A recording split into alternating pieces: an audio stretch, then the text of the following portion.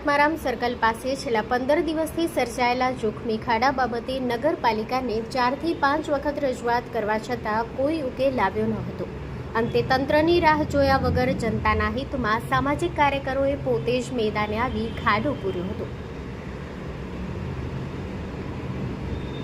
વારંવારની telephonic રજૂઆત છતાં 15 દિવસ સુધી તંત્ર દ્વારા કોઈ કામગીરી કરવામાં આવી ન હતી. સામાજિક કાર્યકર મોહમ્મદભાઈ ખલીફા અને હિરજીભાઈ મારવાડાએ જાતે જ ખાડો પૂરી વાહન ચાલકોને મોટી દુર્ઘટનામાંથી બચાવ્યા હતા.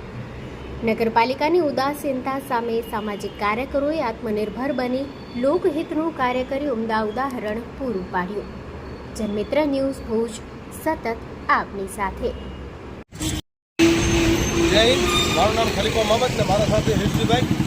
આજે 15 થી 20 દિવસ થયા આત્મારામમાં મોટો ખાડો થઈ ગયો હતો, જે માટે અમે રજૂઆતો નગરપાલિકાને ફોન દ્વારા કરવામાં આવી હતી કે 4 થી 5 વખત સાહેબે એવી રીતે કીધો હતો કે આજે થશે ને કાલે થશે, પણ એ ખાલી આશ્વાસન મળ્યો.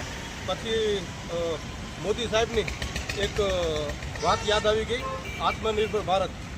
તો એના માટે અમને એવું લાગ્યું કે આત્મનિર્ભર ભારત હવે એવી રીતે જ બનશે કે રસ્તામાં તે ખાડા હોય તો એ તંત્ર દ્વારા પૂરવામાં નહીં આવે, એ જાતે પબ્લિકને જ પૂરવા પડશે.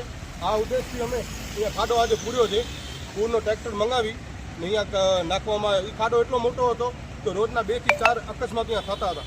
પણ અમે 5 થી 6 વખત સાહેબોને ફોન કરી મેં કીધેલો છે કે સાહેબ આ તો તમે ફોટા જોઈ લો, વિડીયો જોઈ લો, અહીંયા રોજના 2 અકસ્માત થાય છે, તોય તંત્ર ધ્યાન નથી આપ્યો ભુજ નગરપાલિકા.